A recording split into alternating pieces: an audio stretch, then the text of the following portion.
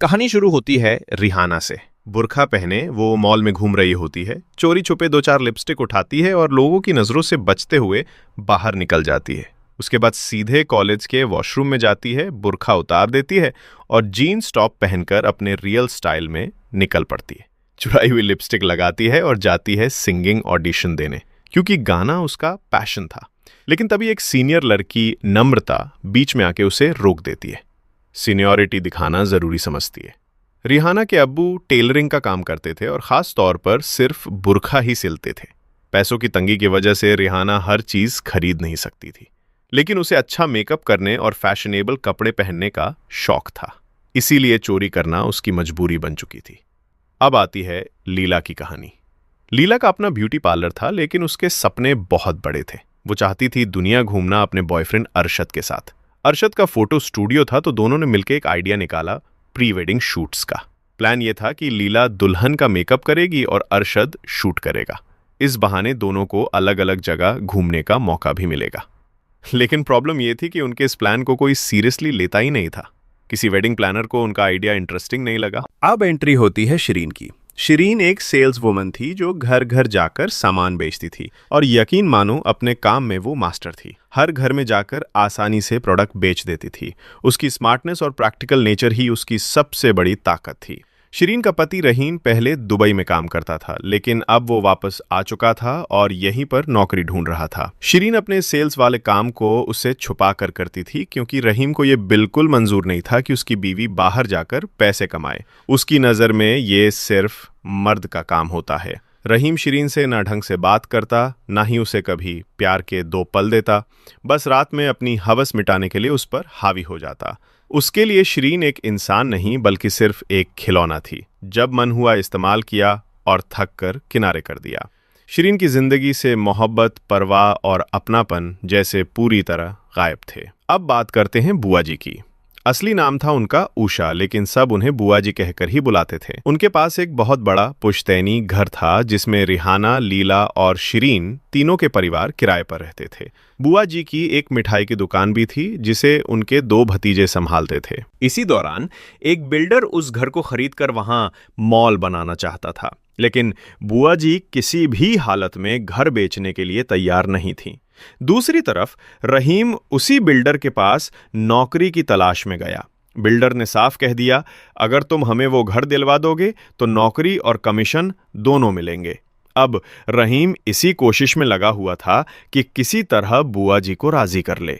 उधर लीला की शादी तय हो चुकी थी। उसकी माँ बहुत खुश थी कि बुआ जी ने इतना अच्छा रिश्ता ढूंढ लिया, लेकिन लीला के तो सपने ही कुछ और थे। उसके ख्वाब उसके होने वाले पति से नहीं, बल्कि दुनिया घूमने और आज़ादी से जीने से जुड़े थे। लीला अपने प्लान को जल्द से जल्द कामयाब करना चाहती थी। तभी उसकी सगाई का दिन आता है और वहां फोटोग्राफर के तौर पर अरशद पहुंचता है। मौका मिलते ही लीला और अरशद छुपकर अपनी मोहब्बत को अंजाम देते हैं। उस पल को हमेशा के लिए याद रखने के लिए लीला अपने मोबाइल में रिकॉर्ड भी कर लेती है। इसी बीच घर की लाइट चली जाती है। बुआ जी खुद देखने जाती हैं कि क्या हुआ। तभी वहां उन्हें एक अंकल जी मिलते हैं। अंकल जी लाइट ठीक करने में मदद करते हैं और उसी दौरान बुआ जी उनसे शर्माते हुए बात करती हैं। अंकल जी भी मुस्कुराहट के साथ उनकी बातों का जवाब देते हैं। माहौल एकदम हल्का फुल्का और प्यारा सा हो जाता है। उधर लीला की माँ को अचानक लीला और अरशद की नज़दीकियां दिख जाती हैं। गुस्से में माँ उसे डांटते हुए कहती हैं, हीरा जैसा रिश्ता मिला है तुझे, लेकिन तू फिर भी कोयले के साथ ही मुंह काला करेगी। इसके बाद वो खुद उसका मेकअप ठीक करती हैं और दोबारा अच्छे से तैयार करती हैं, ताकि सगाई में कोई कमी न रहे। इसी दौरान अंकल जी और बुआ जी की बातें चल ही रही थीं कि तभी अंकल जी की बहन वहां आ जाती हैं। वो बुआ जी को देखकर कहती हैं, मेरे भैया सिंगल हैं, अगर कोई अच्छी महिला नजर आए तो जरूर बताइएगा। अब बेचारे अंकल जी भी बुआ जी के लिए अंकल ही रह गए और बुआ जी भी उनकी नजरों में बुआ जी ही बन गई। फिर शुरू होता है लीला और मनोज की सगाई का फंक्शन। अरशद वहीं खड़ा होकर उनकी फोटो और वीडियो बनाता रह जाता है। नाच गाना शुरू होता है तो रेहाना भी दिल खोल कर डांस करने लगती है, लेकिन उसकी अम्मी को ये बिल्कुल पसंद नहीं आता। वो उसे डांटते हुए कहती हैं, थोड़ी लाज शर्म भी रख, तमाशा बना दिया है तूने। उसके अब्बू अम्मी मिलकर उसे खूब सुनाते हैं कि कितनी मेहनत से तुम्हारा एडमिशन इतने बड़े कॉलेज में कराया है और तुम ये सब हरकतें कर रही हो। बुआ जी एक कामुक उपन्यास पढ़ती थीं जिसका नाम था लिपस्टिक के सपने। उसमें मेन किरदार थी रोजी, जिसके अपने अरमान थे, अपने सपने थे, लेकिन खुशी उसे कभी मिली नहीं। कॉलेज वालों ने लड़कियों के ऊपर जीन्स पहनने पर बैन लगा दिया था। बच्चे आंदोलन कर रहे थे, जीन्स तो हम पहनेंगे। रेहाना भी उसी आंदोलन में शामिल हो जाती है। एक लड़का वीडियो बनाते हुए रेहाना से पूछता है, कॉलेज ने जो नया नियम बनाया है कि लड़कियां जीन्स नहीं पहनेंगी, इस पर आप क्या कहना चाहेंगी? रेहाना कहती है, लड़कियों की जिंदगी में तो बस नियम ही नियम है। गाँव मत जाओ, तमाशा मत करो, ऐसे मत चलो, लोग देखेंगे, आंखें नीची रखो, लोग क्या सोचेंगे। सांस भी धीरे से लो, नहीं तो लोगों की नज़र तुम्हारे सीने पर चली जाएगी। लिपस्टिक मत लगाओ, अफेयर हो जाएगा। जीन्स मत पहनो, स्कैंडल हो जाएगा। मैं पूछना चाहती हूँ अथॉरिटी से, ऐसा क्या हो जाएगा हमारी आज़ादी से? आप इतना डरते क्यों हैं? हमें जीने का हक है या नहीं? हमें हमारा हक चाहिए। उसकी बातें सुन के आंदोलन कर रहे बच्चे शांत हो जाते हैं। फ्लो में उसने अपने मन की बातें कह डाली थी, जिनका आंदोलन से कोई लेना देना नहीं था। अब हम देखते हैं कि बुआ जी बच्चों को लेकर स्विमिंग पूल गई होती हैं। एक बच्चा डूबने लगता है, आसपास कोई नहीं था तो बुआ जी ही कूद जाती हैं, लेकिन बच्चा बस मस्ती कर रहा था। वहाँ का कोच जसपाल आकर उन्हें बहुत डांटता है, जब तैरना नहीं आता तो आप कूदी क्यों? जसपाल उनका नाम पूछता है। वो कहती हैं, बुआ जी। जसपाल हैरानी से कहता है, कौन बुआ जी? किसकी बुआ जी? तब बुआ जी को ख्याल आता है कि सब हमेशा उन्हें बस बुआ जी कहकर पुकारते हैं। तभी उन्हें एहसास होता है कि अब समय आ गया है अपना खुद का नाम सुने। जसपाल कहता है, एक बार आप स्विमिंग सीख लो, तब जितना मर्जी उतना कूदो, ठीक है ना बुआ जी? अब बुआ जी उसे ध्यान से देखती हैं। तभी उन्हें उसका भीगा मर्दाना कड़क बदन दिखाई पड़ता है, जो कि उन्हें अपनी ओर खींच रहा था। रहीम। हर रोज वो शिरीन के साथ जबरदस्ती करता रहता था, चाहे उसका मन हो या ना हो, और यही वजह बनी कि शिरीन के प्राइवेट पार्ट में इन्फेक्शन और जलन शुरू हो गई। डॉक्टर साहिबा ने उसे साफ साफ कह दिया, कॉन्डम का इस्तेमाल करो वरना फिर ऑपरेशन ही कराना पड़ेगा। इधर मनोज लीला से मिलने आया और उसे एक प्यार भरा कार्ड और नया मोबाइल गिफ्ट किया। मनोज के लिए यह पहली बार था जब वो किसी लड़की के साथ इतना क्लोज हो रहा था। शादी से पहले ही वो लीला के साथ कंफर्टेबल होने की कोशिश कर रहा था। प्यार जताते जताते लीला और अरशद एक वेडिंग प्लानर के पास पहुंचे। वहां लीला ने अरशद को अपना मंगेतर बता दिया, लेकिन अरशद ने लीला को सिर्फ दोस्त कहकर इंट्रोड्यूस किया। इसी छोटी सी बात ने दोनों के बीच बड़ा झगड़ा खड़ा कर दिया। एक तरफ प्लानिंग फेल हो रही थी, दूसरी तरफ लीला की शादी की डेट नजदीक आ रही थी। दोनों का गुस्सा एक दूसरे पर फूट पड़ा। उधर बुआ जी के ख्यालों में सिर्फ जसपाल ही घूम रहा था। शिरीन ने रहीम को कॉन्डम पकड़ाते हुए इशारा किया कि इसका इस्तेमाल करो, लेकिन रहीम ने कॉन्डम फेंक दिया और वही जबरदस्ती करने लगा जैसा वो हमेशा करता आया था। रेहाना को दोबारा ऑडिशन देना था। वो नम्रता के पास पहुंची, लेकिन नम्रता ने सिर्फ इतना कहा, सैटरडे नाइट पार्टी में आ जाना, वहीं बात करेंगे। शिरीन को उसकी कंपनी की तरफ से बेस्ट सेल्स गर्ल का अवार्ड मिला। गिफ्ट में माइक्रोवेव था। उसकी एक साथी ने चिढ़ाते हुए पूछा, जिंदगी में सिर्फ बच्चे पैदा करने का ही प्लान है या कुछ और भी? फिर उसने ऑफर दिया, सेल्स ट्रेनर बन जाओ, सैलरी 40,000 होगी, लेकिन अब तक तुमने अपनी जॉब के बारे में पति को बताया नहीं है। अब बता दो, वरना ये मौका हाथ से निकल जाएगा। बुआ जी को पाल पसंद आ गया था। उसे देखने और मिलने का सिर्फ एक ही तरीका था, स्विमिंग सीखना। वो स्विमिंग कॉस्ट्यूम लेने दुकान पर पहुंची ही थीं कि अचानक शिरीन ने उन्हें देख लिया। बुआ जी घबराकर भागने लगीं, लेकिन शिरीन ने उन्हें रोकते हुए कहा, परेशान मत होइए, मैं किसी को कुछ नहीं बताऊंगी। फिर उसने खुद बुआ जी के लिए कॉस्ट्यूम पसंद किया। शिरीन ने अवार्ड में मिले माइक्रोवेव में केक बनाया, ये सोचकर कि रहीम को खिलाएगी और सब कुछ साफ साफ बता देगी। वो पूरे मूड में थी, लेकिन बच्चों की शैतानियों ने माहौल बिगाड़ दिया। रहीम का मूड खराब हो गया। फिर भी शिरीन ने हिम्मत करके केक देते हुए बताने की कोशिश की, मगर रहीम उसकी एक भी बात सुने बिना वही सब करने लग गया जो वो हमेशा करता आया था। शिरीन बहुत रोती है। उसे लगता है कि कैसी जिंदगी है ये, ना कुछ शेयर कर सकती है, ना खुलकर बोल सकती है, बस घर संभालो, बच्चे पैदा करो और पति को खुश रखो, यही उसका रोल रह गया था। इधर लीला की मां ने उसकी शादी सिर्फ 2 हफ्तों बाद फिक्स कर दी। गुस्से में लीला मां पर ही बरस पड़ती है और उन्हें उल्टा सीधा सुना देती है। बुआ जी घर से साड़ी पहनकर निकलती हैं ये कहकर कि सत्संग जा रही हैं, लेकिन असल में वो जाती हैं जसपाल के पास स्विमिंग सीखने। स्विमिंग कॉस्ट्यूम पहनते वक्त उन्हें बहुत शर्म आ रही थी, लेकिन जसपाल ने उनका साथ दिया और धीरे धीरे उनकी हिचक को दूर किया। यहीं से शुरू हुआ स्विमिंग सीखने का सिलसिला। जसपाल तो बस ट्रेनिंग दे रहा था, लेकिन बुआ जी के लिए वो पल किसी हसीन ख्वाब से कम नहीं थे। रेहाना को पार्टी में जाना था जहां सब लोग स्टाइलिश कपड़े पहनकर आने वाले थे। उसके पास अच्छे कपड़े नहीं थे तो उसने अपनी पुरानी तरकीब अपनाई। मॉल में गई, एक ड्रेस उठाई, ट्रायल रूम में टैग काटा और पहनकर बाहर निकल गई। फिर उसे जूते पसंद आ गए, वो भी पहनकर बाहर आने लगी। लेकिन तभी अलार्म बज गया। सिक्योरिटी ने उसका बैग चेक किया, उसमें कुछ नहीं मिला और रेहाना फटाफट निकल भागी। आज तो वो पकड़ी जाने ही वाली थी, लेकिन बच गई। लीला को एहसास हुआ कि उसने माँ से बहुत गलत बातें कह दी थी। वो माफ़ी मांगने गई और यहीं पता चला कि उसकी माँ न्यूड मॉडल का काम करती है। लीला के पिता नहीं थे तो माँ ने इसी काम से उसे पाला पोसा। माँ का दर्द साफ था, वो नहीं चाहती थी कि लीला भी उनकी तरह जिंदगी गुजारे। इसीलिए वो चाहती थी कि बेटी एक अच्छे वेल सेटल लड़के से शादी करे ताकि उसकी जिंदगी सुरक्षित हो। लीला अरशद के पास गई और उसे अपनी शादी में फोटो खींचने का कॉन्ट्रैक्ट दे दिया। इनडायरेक्टली उसने अरशद को ये बता दिया कि उसकी शादी फिक्स हो चुकी है और वो इसके लिए तैयार भी है। कामुक किताबें पढ़ पढ़कर बुआ जी के अंदर चाहत की आग और भड़क उठी। वो जसपाल को कॉल करती हैं। जसपाल ने नाम पूछा तो बुआ जी ने अपना असली नाम छुपा लिया और किताब की हीरोइन का नाम बताकर बोली, मेरा नाम रोजी है। रेहाना रात में चुपचाप चोरी किए हुए कपड़े पहनकर पार्टी में पहुंची। वहां उसे खूब मजा आ रहा था। यहीं उसकी मुलाकात ध्रुव नाम के लड़के से हुई जो अक्सर नम्रता के साथ ही रहता था। दोनों की बातचीत जमने लगी।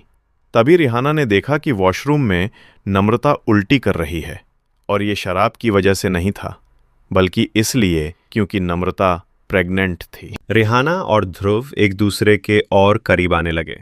उधर बुआ जी को जसपाल से स्विमिंग सीखने में इतना मजा आ रहा था कि उनके लिए वो लम्हे किसी जन्नत से कम नहीं थे। एक दिन शरीन कहीं जा रही थी कि अचानक उसने रहीम को एक होटल में बैठे देखा। उसके सामने एक औरत आई हुई थी और रहीम उससे बड़े प्यार से बातें कर रहा था। शरीन को यह देखकर बहुत दुख होता है कि उसका शौहर उसे धोखा दे रहा है। शायद इसी वजह से जिस प्यार की उसे तलाश थी वो उसे कभी नहीं मिला, क्योंकि वो तो किसी और पर लुटाया जा रहा था। उधर बुआ जी अब जसपाल को भी किताब की कहानियां सुनाने लगी थीं। भर भर कर दोनों अब संभोग से जुड़ी बातें करने लगे थे। बुआ जी को तो मजा इस बात का था कि वो उसी इंसान से अपनी चाहत की बातें कर रही थीं जिससे दिल लगाया था। लेकिन जसपाल बेचारा तो अपने ख्यालों में ये सोच रहा था कि रोजी जरूर कोई जवान हसीन परी जैसी लड़की होगी। उसे क्या पता था कि वो एक बूढ़ी औरत से बातें कर रहा है। रेहाना एक आंदोलन में शामिल होती है, तभी पुलिस आ जाती है और सबको पकड़ कर ले जाती है। इधर मनोज लीला को वो घर दिखाने ले गया जहां शादी के बाद उसे रहना था, लेकिन लीला ने देखा कि वहां तो पूरा मोहल्ला एक साथ रहता है। उसे साफ समझ आ गया कि शादी के बाद शायद उसकी आज़ादी हमेशा के लिए छिन जाएगी और उसके सारे सपने अधूरे रह जाएंगे। पुलिस ने रेहाना के घर फोन लगाया। जब वो छूटकर बाहर आई तो तुरंत वॉशरूम जाकर बुर्का पहन लिया, लेकिन तभी नम्रता की दोस्त ने उसे देख लिया। उसके अब्बू पुलिस स्टेशन जाने की तैयारी कर रहे थे, मगर रेहाना ने मना कर दिया। अब्बू मत जाइए, मैं बाहर आ चुकी हूं। घर पहुंचकर उसने सफाई दी। हम उस आंदोलन में नहीं थे, बस गलत वक्त पर गलत जगह खड़े थे, यही मेरी गलती थी। अब्बू ने उसे डांटा और फिर घर का काम पकड़ा दिया। धीरे धीरे ध्रुव और रेहाना का रिश्ता गहराने लगा। दोनों एक दूसरे के और करीब आने लगे, लेकिन नम्रता को यह बिल्कुल अच्छा नहीं लग रहा था। वो अस्पताल पहुंची थी, शायद अबॉर्शन करवाने। अब शिरीन ने रहीम पर शक पक्का कर लिया और उसने उसका पीछा करना शुरू कर दिया।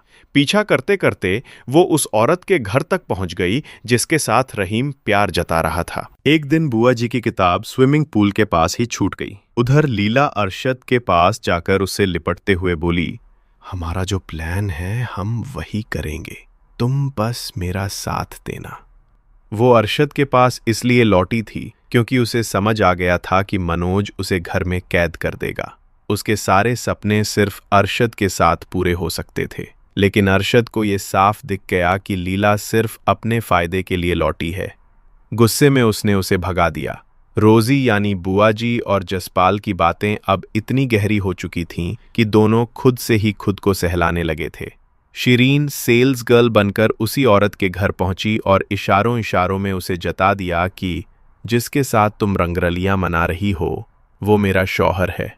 मोहल्ले में मेला लगने वाला था। जसपाल ने रोजी से मिलने की इच्छा जताई। बुआ जी भी मिलने को बेकरार थीं। उन्होंने खुद को सुंदर और जवान दिखाने की पूरी तैयारी कर डाली। उधर रिहाना और ध्रुव भी उसी मेले में मिलने वाले थे। अरशद ने तो लीला को भगा दिया था, तो अब वो मनोज के साथ ही जुड़ गई। नम्रता रिहाना को ढूंढ रही थी क्योंकि उसे कुछ बताना था। रास्ते में उसे पुलिस भी मिली जो रिहाना को ही तलाश रही थी। बुआ जी तैयार होकर मेले में पहुंची। जसपाल भी अपनी रोजी की तलाश में था, लेकिन वहां उसे उषा जी मिल गईं। वो इस बात से पूरी तरह अनजान था कि उषा जी ही उसकी रोजी हैं। बुआ जी को बच्चों की भीड़ की वजह से जसपाल से बात करने का मौका नहीं मिला। उधर जसपाल को एक औरत दिखाई दी जो बिल्कुल वैसी ही लग रही थी जैसा रोजी ने बताया था कि वो क्या पहन कर आएगी। जसपाल उसके पास चला गया। शिरीन को अब सेल्स ट्रेनर बना दिया गया, जिससे कि शिरीन बहुत खुश हो जाती है। मेले में सब कुछ चल ही रहा था कि वहीं रहीम भी आ पहुंचता है, लेकिन उस वक्त वो चुप रहता है, कुछ नहीं कहता। मेले में अरशद ने फोटो बूथ लगाया हुआ था। लीला मनोज के साथ वहां फोटो खिंचवाने आती है और अरशद को जलाने के लिए जानबूझकर पोज देती है। अरशद मजाक में कहता है, थोड़ा पास आओ, एक दूसरे के करीब हो जाओ, आखिर जोड़ा हो तुम दोनों। और तभी लीला मनोज को सीधा चूम लेती है। ये नज़ारा देखकर अरशद अंदर तक जल उठता है। उधर ध्रुव और रेहाना दोनों मस्ती में थे और साथ का पूरा मजा ले रहे थे। लेकिन जसपाल जब उस औरत के पास गया जिसे उसने रोजी समझा था, तो उस औरत ने उसे जोरदार थप्पड़ मार दिया और खूब खरी खोटी सुनाई। तभी नम्रता और पुलिस रेहाना तक पहुंच जाते हैं। उन्हें अब पता चल चुका था कि वो मॉल से चोरी करती है। ध्रुव हैरानी से पूछता है, तुम असल में हो कौन? और इतना कहकर वहां से खिसकने लगता है। नम्रता गुस्से में कहती है, तुमने इसके लिए मुझे छोड़ा था? तुम्हारे साथ यही होना चाहिए था। फिर रेहाना की तरफ देखते हुए बोलती है, अब तो तुम्हें समझ आ ही गया होगा कि मैं प्रेग्नेंट कैसे हुई। लीला को अकेला पाकर अरशद उसके सामने दिल खोल देता है। आज तो तूने मुझे सच में जला दिया, लेकिन मैं तेरे साथ ही रहना चाहता हूं। जो प्लान हमने बनाया है वही करेंगे। कल ही दिल्ली भाग चलते हैं, तू तैयार रहना। लेकिन इसी बीच पुलिस रेहाना को चोरी के जुर्म में उठा ले जाती है। जसपाल अचानक कहीं गायब हो गया था। बुआ जी घर आकर उसे कॉल करती रहीं, लेकिन वो फोन ही नहीं उठा रहा था। उन्हें जरा भी अंदाजा नहीं था कि उसके साथ क्या हुआ है। रेहाना के अब्बू पुलिस स्टेशन पहुंचे उसे छुड़ाने। वहां उन्होंने उसे खरी खोटी सुनाते हुए कहा, तू चोरी करती है? हमने तेरी परवरिश में क्या कमी छोड़ दी? हमारी तहजीब, हमारा वजूद सब तुझे बोझ लगता है। जिस बुरके के सहारे हमारा घर चलता है, तुझे उसी को पहनने में शर्म आती है। हमें तो तुझे बेटी बुलाने में भी शर्म महसूस हो रही है। घर लौटते ही अब्बू ने उसे फिर से दुकान का काम पकड़ा दिया और साफ कह दिया, अब कॉलेज बंद, अब घर पर रहो और दुकान संभालो। इधर लीला अपना फोन गाड़ी में ही भूल गई थी। मनोज ने फोन उठाया और उसमें वो वाला वीडियो देख लिया।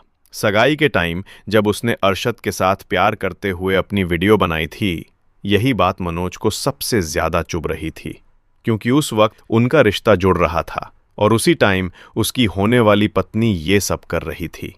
घर पहुंचकर रहीम शरीन से जबरदस्ती करता है और गुस्से में बोलता है, बहुत हिम्मत आ गई है तुम में, नौकरी करोगी वो भी अपनी मर्जी से, हमसे पूछे बिना। शरीन जवाब देती है, अगर हम भी पैसे कमाएंगे तो खर्चे कम होंगे। रहीम ताना मारते हुए कहता है, सेल्स गर्ल बन के बाहर घूमती फिरती हो, लेकिन उसके घर क्यों गई थी? हमारी इज्जत मिट्टी में मिलाने? शरीन पलटकर बोलती है, आपसे बात करनी होती है तो आपकी माशूका से मिलना पड़ता है, फिर हम क्या करें? गुस्से में रहीम उसे थप्पड़ मार देता है, लेकिन शरीन भी चुप नहीं रहती। पलटकर थप्पड़ जड़ते हुए कहती है, बेईमान आप हैं, दूसरी औरत रखी है, न नौकरी है, न कोई कमाई, न हमारी परवाह। इसके बाद रहीम उसका हाथ पकड़कर मुंह दबाकर जबरदस्ती उस पर हावी हो जाता है और उसका बलात्कार करता है। सब खत्म होने के बाद ठंडे लहजे में कहता है, बीवी हो, पति बनने की कोशिश मत करना, नौकरी छोड़ो और घर पर चुपचाप बैठो। फिर सीन कट होता है। बुआ जी के भतीजे और उनकी पत्नी उनके कमरे में घुसकर तलाशी लेने लगते हैं। वहां से उन्हें ढेर सारी कामुक किताबें मिलती हैं। वो गुस्से में बुआ जी को घसीट कर बाहर ले आते हैं। बाहर जसपाल खड़ा था। उसके पास वही किताब थी जो बुआ जी भूल गई थीं। जसपाल को सब क्लियर हो गया कि असली रोजी कौन है। बुआ जी का भतीजा गुस्से में कहता है, आपने हमारा नाम, हमारी इज्जत सब मिट्टी में मिला दी। गंदी किताबें, अश्लील कपड़े। अरे हमारा ख्याल नहीं किया तो कम से कम अपनी उम्र का तो लिहाज करती। 55 साल की विधवा होकर जवान लड़के से गंदी बातें करती हैं, शर्म नहीं आती?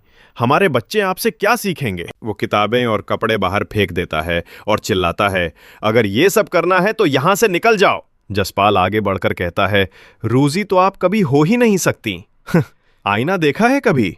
टूटी हुई हालत में बुआ जी अपना सामान समेटती हैं।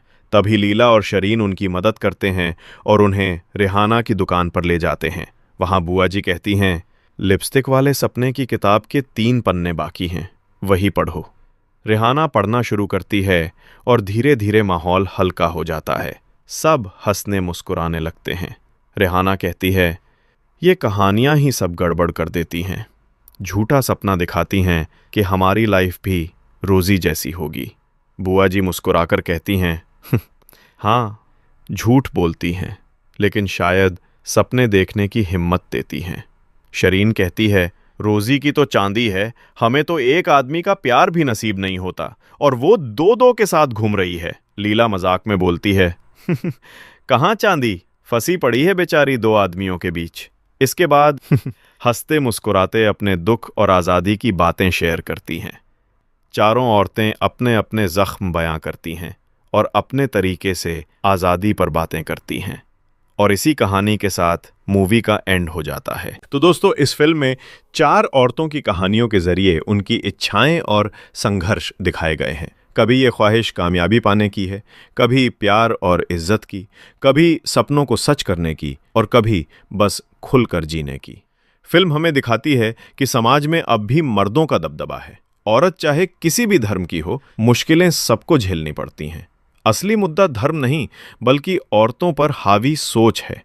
शिरीन घर के खर्चों में हाथ बटाना चाहती थी, लेकिन उसका पति उसे समझने की बजाय हर बार जलील करता और जबरदस्ती करता। लीला अपने सपनों और रिश्तों के बीच फंस गई। रेहाना गाना गाना चाहती थी, आज़ादी चाहती थी, लेकिन उसे बार बार रोका गया। और बुआ जी, जिन्होंने पूरी जिंदगी अकेले गुजारी, आखिर में अपनी अधूरी चाहतों को पूरा करने की कोशिश करती नजर आईं। इन चारों से साफ होता है कि हर औरत के सपने और हालात अलग हैं, लेकिन दर्द एक जैसा है। कुछ अपने सपने पूरे कर लेती हैं, कुछ हालात में खो जाती हैं। और सच यही है, न सारे मर्द गलत होते हैं, न सारी औरतें बेचारी, लेकिन दोनों के बीच की ये जंग हमेशा बनी रहती है। फिल्म का अंत खुला छोड़ा गया है, न कोई क्लाइमैक्स, न हैप्पी एंडिंग, जैसे असल जिंदगी में भी होता है। कहानियां अधूरी रह जाती हैं। मुझे शरीन का किरदार सबसे मजबूत लगा। उसके इरादे साफ थे और जंग असली लगी। बाकी सब किरदारों में कहीं ना कहीं कमजोरी नजर आई। वीडियो यहीं खत्म करते हैं। आपको कैसा लगा जरूर बताइए और ऐसी ही मूवी एक्सप्लेनेशन के लिए चैनल को सब्सक्राइब करना मत भूलिए।